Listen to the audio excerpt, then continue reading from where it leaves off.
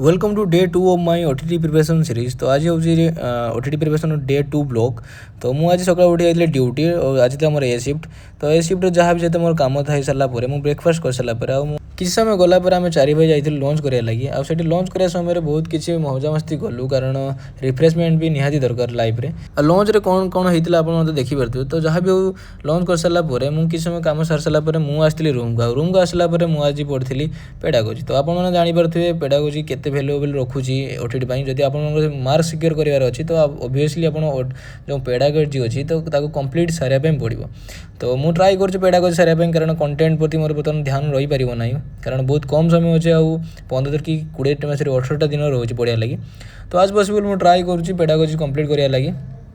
तो हाँ हाँ जो मैंने भी इंटरेस्टेड अच्छो वीडियो देखापी कि मु गोटे पेडागोजी क्लास भी नहीं धीरे धीरे मुझे अपडेट भी देदेवी वगैरह जहाँ भी डिटेल्स हो प्रीवियस ईयर क्वेश्चन हो मुझे आज पॉसिबल ट्राई करी आप सेयार करने। हाँ जो मान ठारे किसी सजेसन अच्छी तो निहाती जनइबे कौन कौन सजेसन अच्छी कौन पढ़ले भल हो। तो आप जब किसी सजेसन थी ताहा भी मत कमेंट माध्यम जनईदेवे। तो आज एमती किसी दिन देखा नेक्स्ट वीडियो रोचे। जय जगन्नाथ।